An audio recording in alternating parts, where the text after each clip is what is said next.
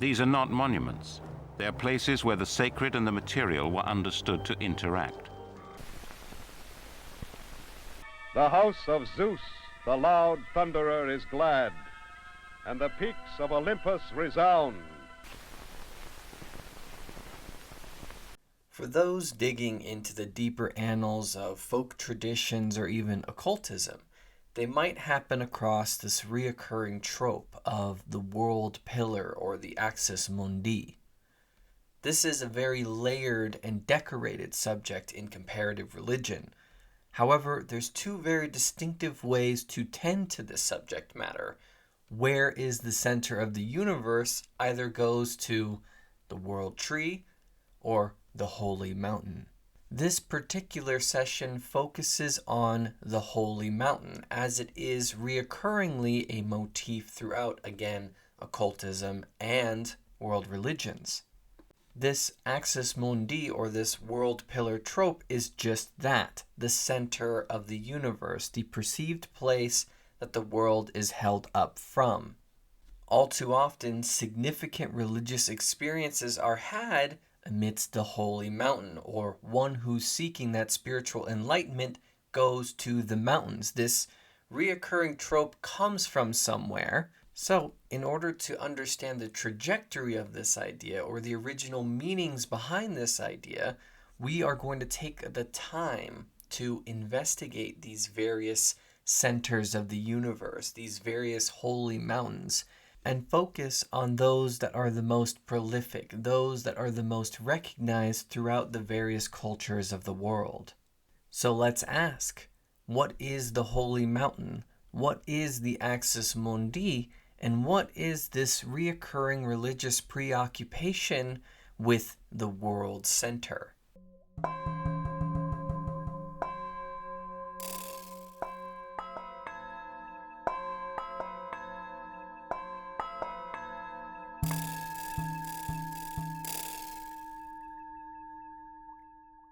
Across the ancient world, whether across Eurasia or the Americas, the heavens were believed to be the home of the spiritual, the mysterious, that which is of the above. Rain comes from up there, sun comes from up there, the stars gleam up there. It is of great mystery. The mountains then are that which is closest to that mystery, or that which is approaching that mystery or meets that mystery. And so then we have the center of the universe as it pronounces itself in our environment. That is a landmarker towering above all else. There is a reoccurring motif in animistic and more folk religions that this isn't just some mountain where the gods dwell. No, that's too modern. It is of us. That is where our ancestors dwell, or that is where significant events that made our world happened. I hope that comes across. This is something that we share with our ancestors, and it is of us in the same way as it is of the environment.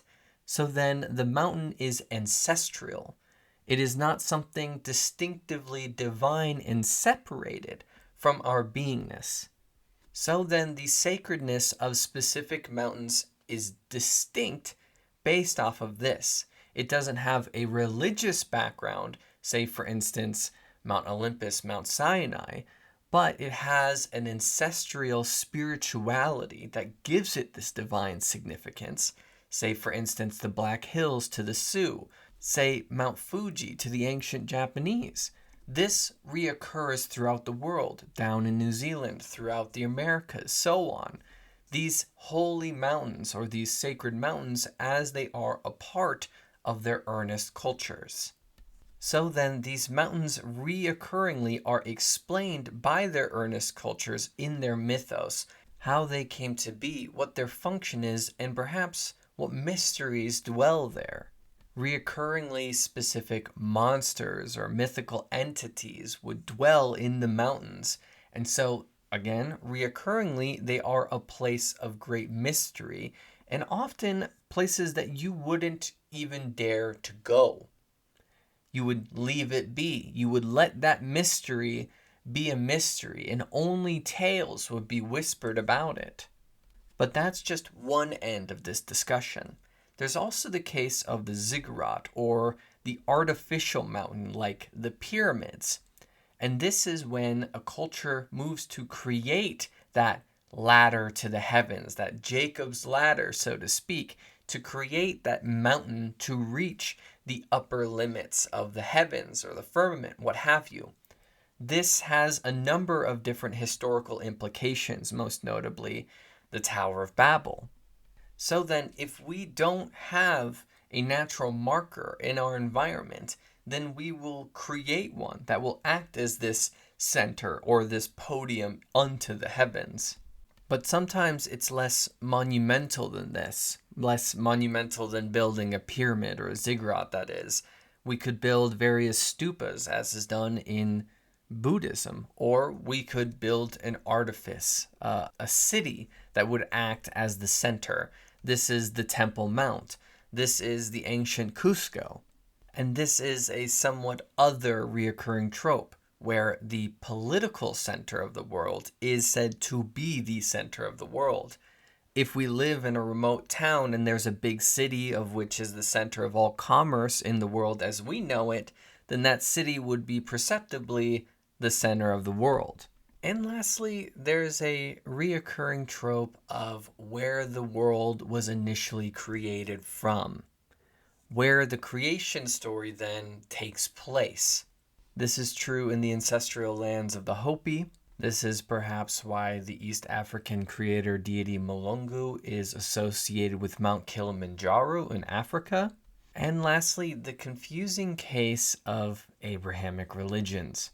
Now, I'll state plainly and upfront, we are going to touch on both the esoteric and the more mainstream interpretations of this throughout this session. But first, we should touch on what is considered more theologically oriented or more esoterically oriented, which is the whole case of Golgotha. Now, depending on who we're talking to, where Jesus died is the place where Adam's body is. Golgotha is the place of the skull, and this is a geological place. Where Christ dies and where Adam's body is also allegedly the place where the serpent will be crushed. There are a number of different, very, very layered subjects brought up in just these few phrases. But nonetheless, this is a intriguing example of this origin of the universe, place of creation idea.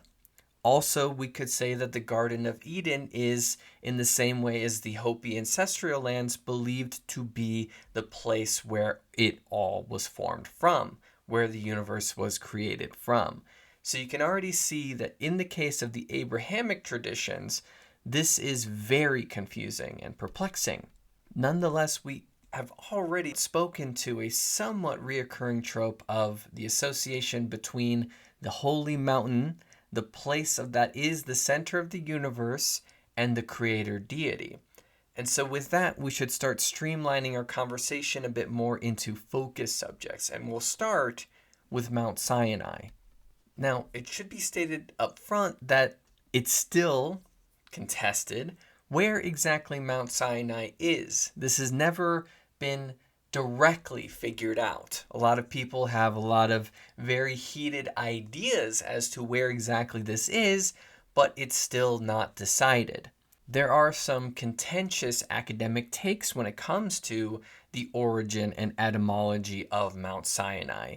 Sinai, or sign or sin, is previously the moon deity when it comes to the greater Mesopotamian paganism. This moon deity, as it could have had its mount, or that which would reach up towards it, being a certain mountain, or the mountain of the moon deity. The mention of this deity is particularly contentious in its relationship with Islam. The question being, why is the moon, that crescent, associated with Islam?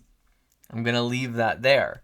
Nonetheless, this is an interesting lead in the history of this area and perhaps the history of this mountain, the moon, and this mountain.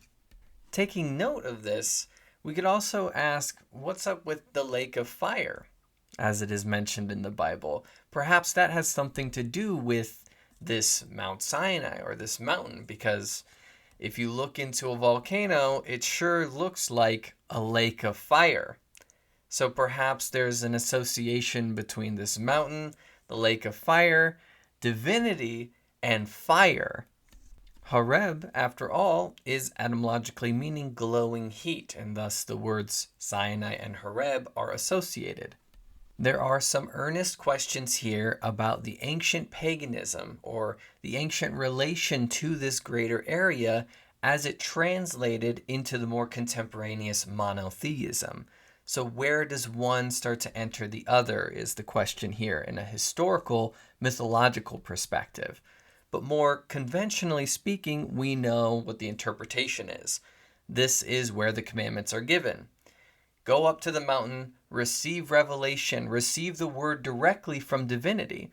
If God exists in the heavens, then the place to get nearest to God would be the mountain, and thus the function of Mount Sinai, or the holy mountain.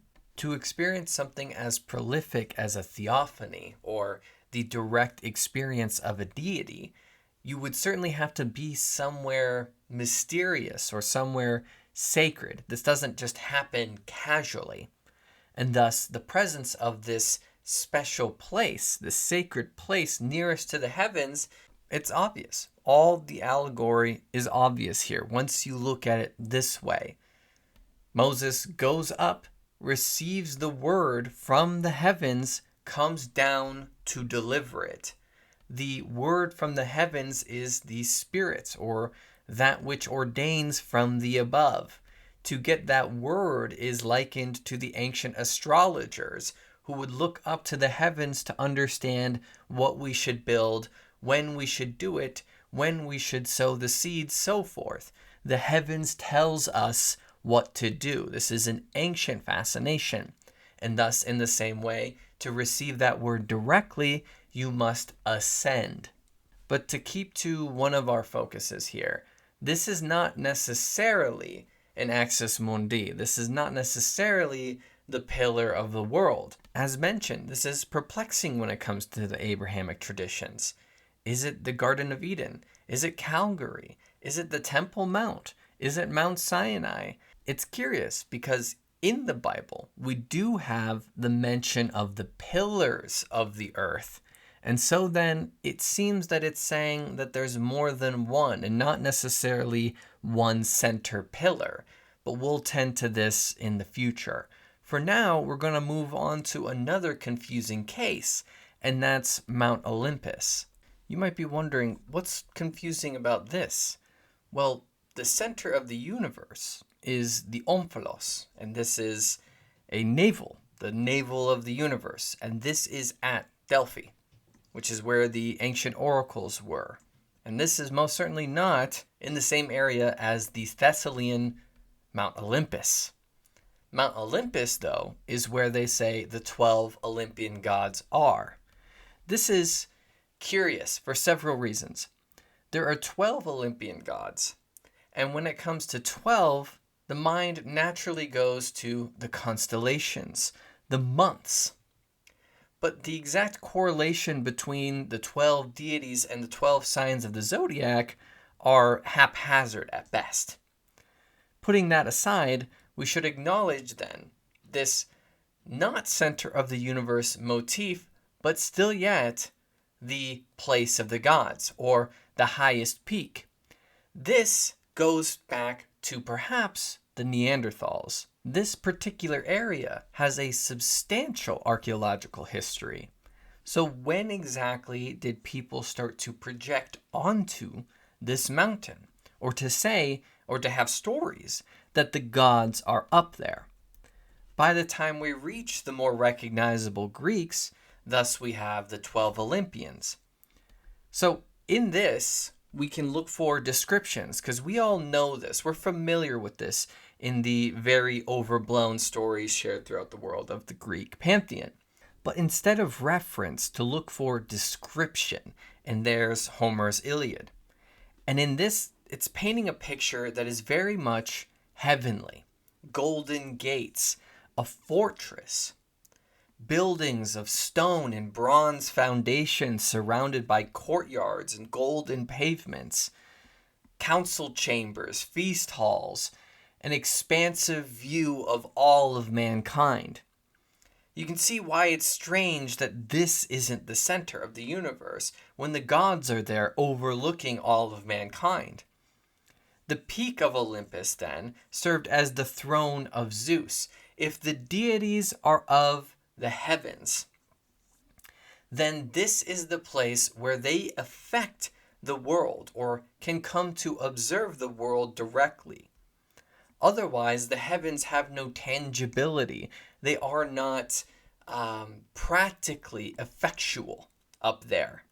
Whereas here on the mount, that is the throne, you see.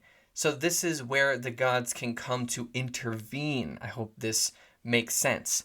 The gods normally dwell in the aether or the upper air, that upper shining blue of the sky.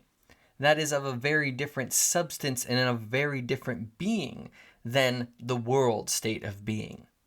Whereas to come down and to have a podium and to have a place of observation, that is the Olympian Acropolis. There's a few things to note here. The ancient Greeks said that there were never storms atop this mountain, that it was perpetually cloudless. So this is a state of bliss, and also would offer a place of viewership, because everything that would happen, the storms, the rain, and so forth, would be ordained from that mountain. The deities that commanded these things are orchestrating from up there. It's worthy of mentioning again, this site has a flurry of architectural discoveries, images of thunderbolts, different peaks with different burnt offerings. It is impossible to say how long, how historical this belief is. At the very least, it's observable that as far as we can say, there had been people that have been giving offerings to the deities that they believed to be up there orchestrating or orchestrating from there. So we should notice that this is an appropriation of the ancestral, I believe. Whoever was inhabiting this area prior to the influence of the Proto-Indo-European Skyfather inclusion had some sort of ancestral belief about this area. And then when that greater mythos came in, that Western influence, let's just call it, then that becomes what we now call Mount Olympus and the Pantheon and the 12 Olympians.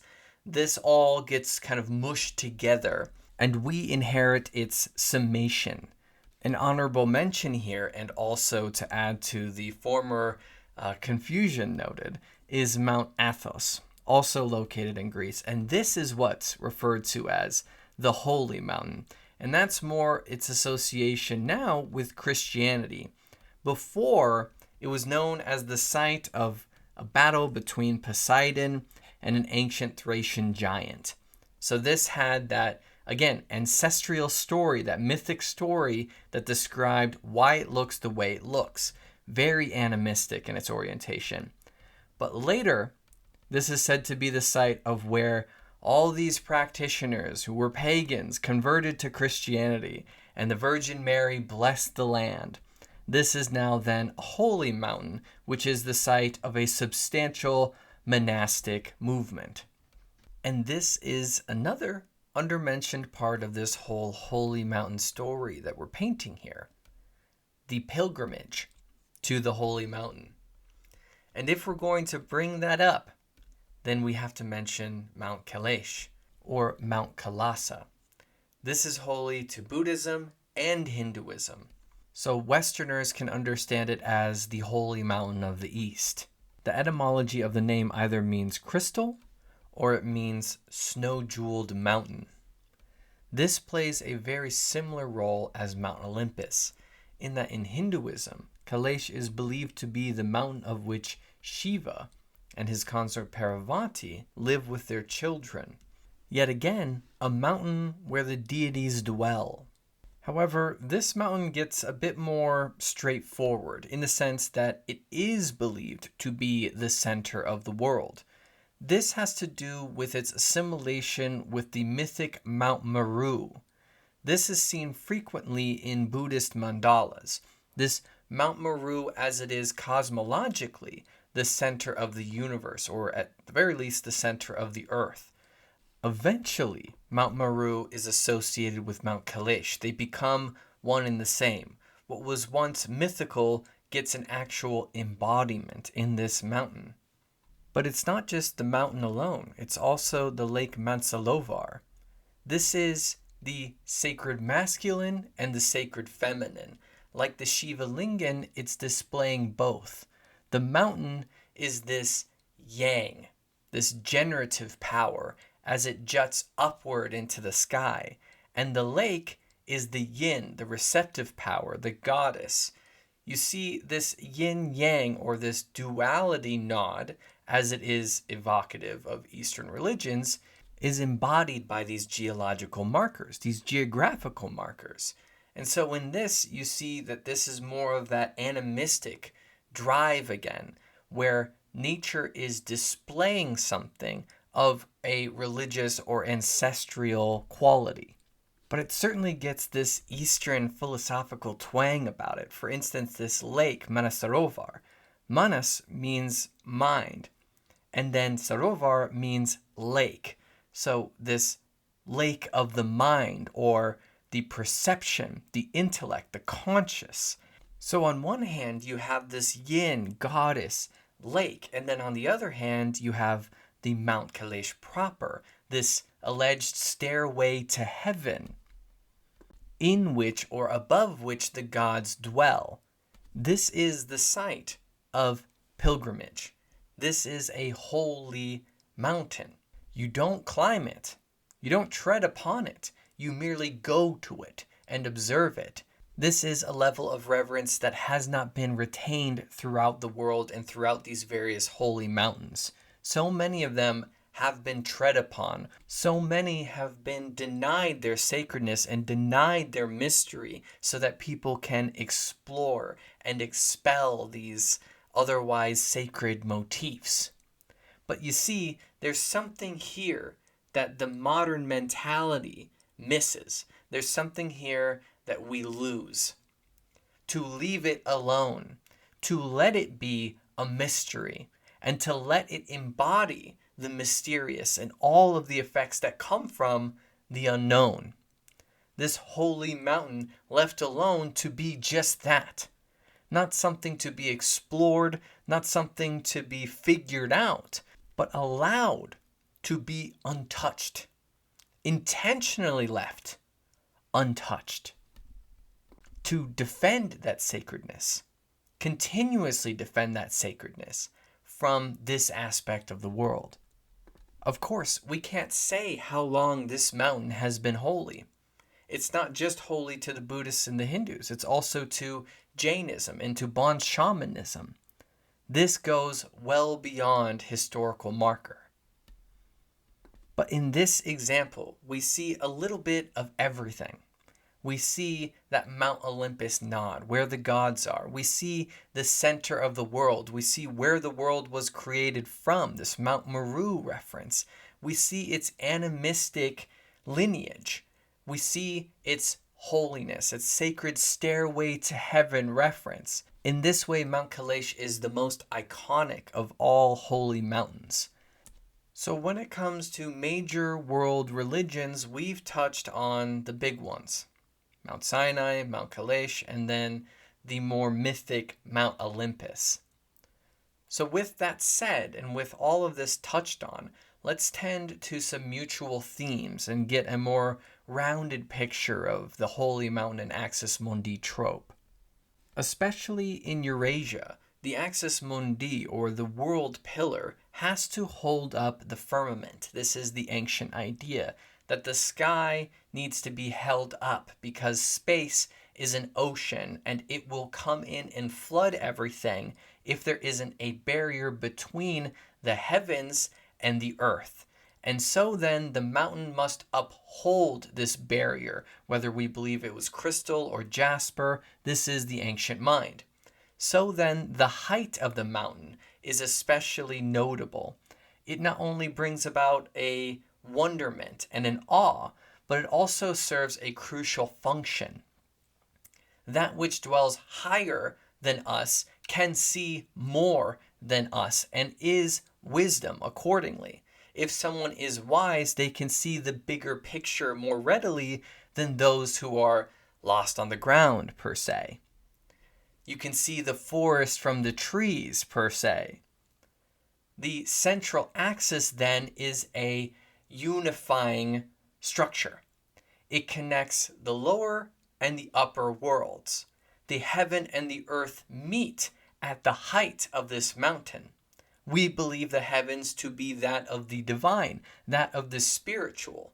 So thus the mountain serves as this bridge between us, and we have to labor to even begin to climb its majesty. So then, if I am to seek some sort of divinity, then I need to get closer to that divinity, but also away from the world, away from people, away from cities and culture, and back to nature, nature as it is divine. So, in this seclusion and amidst the real world, I might have revelations. A clarity might come to me that only this mountain might solicit, the view of this mountain might solicit. The gods, or the ruling aspect of this world, if we anthropomorphize them, would certainly need a podium to overlook the world from. And this is very much like a throne. A throne sits above all the subjects. And thus the gods sit above mankind. We are subject to the machinations and the circumstances of the world. Thus the throne, and thus the mountain. Here also are notable places of worship. As we move from animism into more pagan or polytheistic tendencies, this is where shrines are built. This is where monasteries eventually pop up. This is where cathedrals are built, so forth. Whether these are grounds for ceremonious occasion or monastic rites, they all share this previous association with divinity and mountains. The sacred gardens, the earthly paradises, are often associated with the mountains as they are left untouched. They are untenable. They are not easily subjugated by mankind's will. They are often the most thick, the most rutted, the most populated by beasts and wayward spirits. And in that mystery of what it is, we can observe all kinds of things. For instance, where do the rivers originate? Where does all this water that brings us life come from? It comes from these mountains. But also the vision of these mountains in the distance give our culture an identity. This is a part of us. This is a part of our lives, and this is a part of our atmosphere, our beingness. If the water comes from the mountains, we are perpetuated by what the mountain gives. Our identity is tied to our environments. We understand this. We've come to forget this now, but we understood this.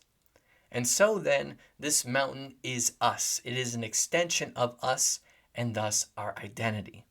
As living people, we live in the shadow of this great mountain. And only the hermits, or those who are most wise, or even those who are most desperate, poets and mystics alike, go on these pilgrimages to seek that which comes from this mountain, but not just in the material sense, certainly not just that, the spiritual sense, this inner-outer relationship. The mountain is certainly not just a material phenomena. It is an allegory for our own becoming. And this is where the esoteric comes in.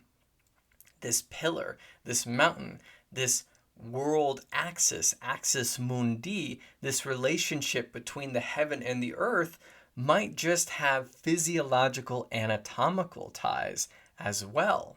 The iconic picture of Da Vinci's Vitruvian Man, is this not a display of man's internal axis mundi?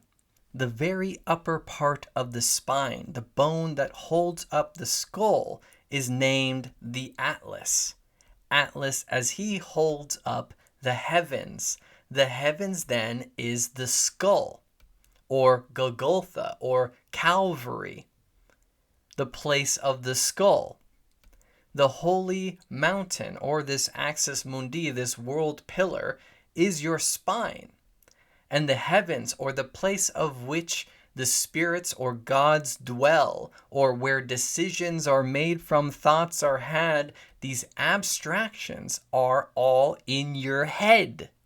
As we developed as human beings, the weight lifted from our shoulders and instead were placed on our neck, the weight of our own minds, the weight of the heavens upon the earth, our body, and the abstraction that is our minds.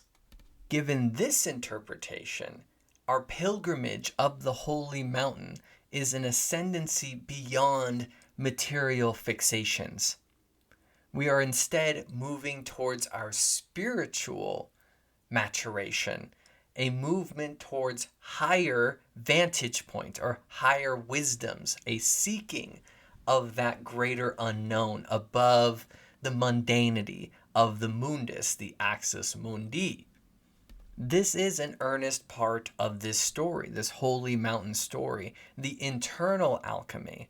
This lead goes towards Kundalini. It goes towards the more occult and esoteric fascinations. Because, after all, what is most iconically hermetic or spiritual is this as above, so below, as within, so without, the external as it is evoking our internal journey. More mainstream, or generally speaking, more colloquially speaking, I should say, the holy mountain is this iconic allegory. Life does involve its fair degree of suffering, its drudgerishness, its drudging. What is it all on about? What's the purpose of all this suffering? What's the purpose of all this becoming? Our path to clarity, to vision, to transcending our woes, our bad habits, and so forth. This path is not straight. You can't take the mountain on with a straight path. It's curved, it's winding, it's switchback, and you're going to be tested. You're going to have labors, and this is a path you take alone. And once you get there, this becoming, this holy mountain that you've climbed, you receive that revelation. You receive that vision above it all. This is the seeking that all major religions tout. Revelation, nirvana, moksha, the will to get above it all, to transcend. But if we're being earnest here, whatever revelations that we receive from our pilgrimage, our monastic journeys, we have to come back down from these states of being. We have to retain what wisdoms we gain from those higher states. And this isn't just a benefit to ourself. The pilgrim doesn't go up the mountain for purely the purposes of their own revelation. The shaman doesn't move himself into the heavens and consort with the spirits just for his own benefit. This wisdom is brought back to the people, shared, taught, given to whoever has the ears to hear. So then, in summation, the axis mundi as it relates to the holy mountain is confusing.